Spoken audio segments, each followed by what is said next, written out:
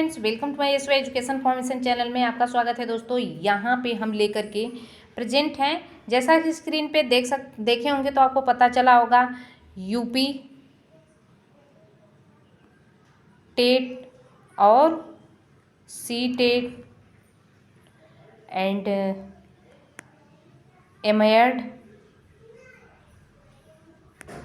BEd सभी छात्रों के लिए सुपर टेट और यूपी टेट सबके लिए ये टॉपिक क्लियर करवाने वाले हैं। तो चलिए देखते हैं। जीन पियाजे के संज्ञानात्मक सिद्धांत बिल्कुल ट्रिकली, हाँ गाइस, कैसे बताने वाले हैं, ट्रिकली आपको बताएंगे, जो कि आपके एक बार देखने के बाद लर्न हो जाएगा, दूसरी वीडियो देखने की ज़रूरत नहीं पड़ेगी।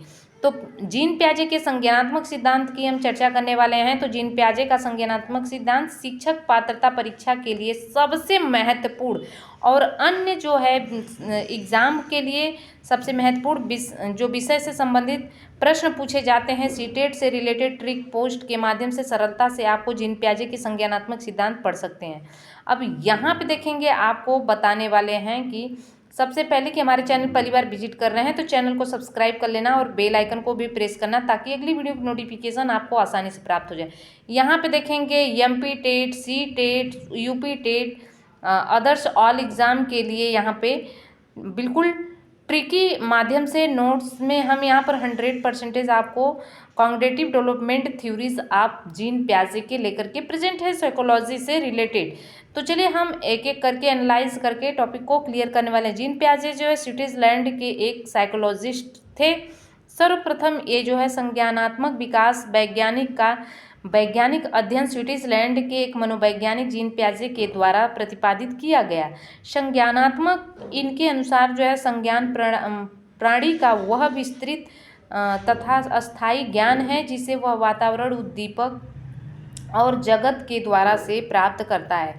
संज्ञान के अंतर्गत अवधान आएगा, क्या क्या आएगा संज्ञान में, जैसे कॉग्निटिव में तो संज्ञान के अंतर्गत अवधान, चिंतन, स्मरण, कल्पना, समस्या समाधान, अधिगम, वर्गीकरण, निरीक्षण और विचारों का निर्माण, यहाँ पे संप्रत्ययकरण तथा इस प्रकार के मानसिक क्रियाएं भी सम्मिलित होती हैं, जो सभी क्रियाएं आपस में परस्पर अंतः संबंधित होती है।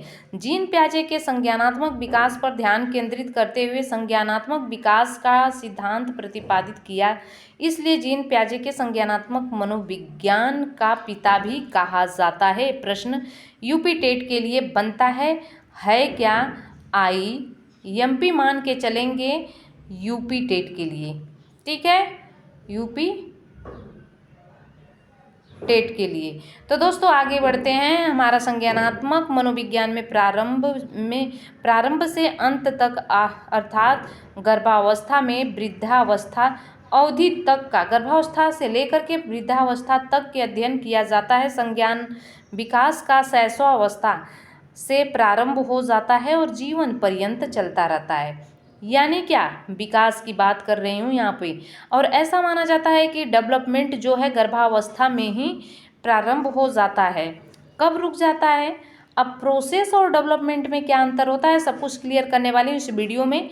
एक बच्चे का विकास कैसे क्या होता है, सब कुछ बताने वाली। जीन पियाजे ने बालक का मानसिक एवं बौद्धिक विकास किस तरह से होता है, यह जानने के लिए जीन पियाजे ने जो है अपने बच्चों को अपने खोज का विषय बना करके अध्ययन किया। जीन पियाजे इस अध्ययन के फलस्वरूप उन्हें किस सिद्धांत तक प्रतिपादन किया? जीन पियाजे के इन सिद्धांत को कॉग्निटिव थ्योरीज ऑफ जीन पियाजे मानसिक या संज्ञानात्मक विकास के सिद्धांत का नाम दिया।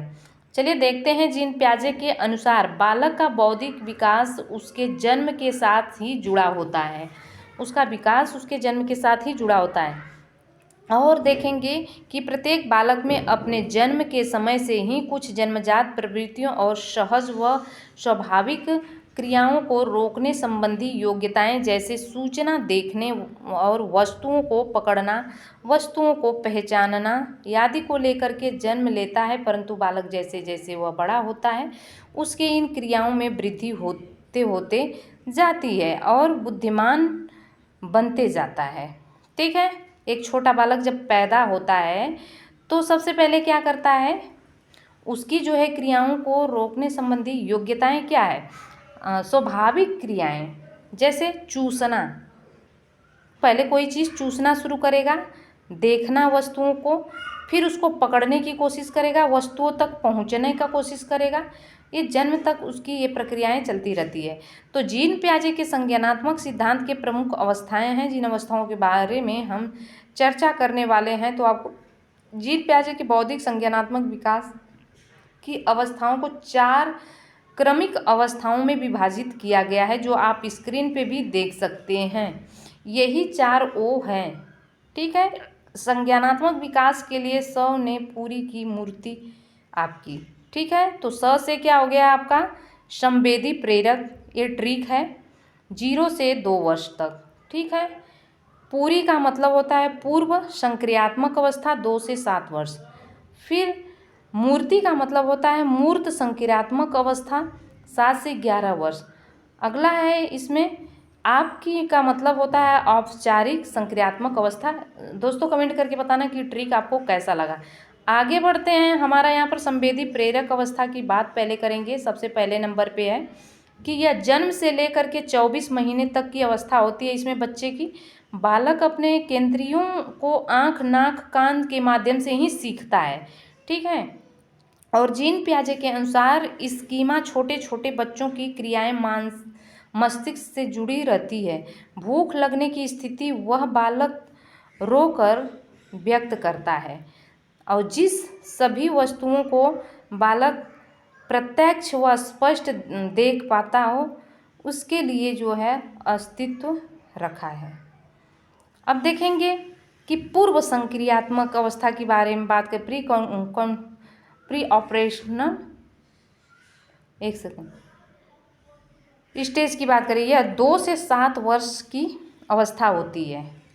दूसरे नंबर में बालक इस अवस्था के दूसरे जो है संपर्क में आने लगता है। 2 से 7 वर्ष की बात होती है। 7 साल का बच्चा टैलेंट हो ही जाता है, अनुकरण के माध्यम से सीखता है एक दूसरे के।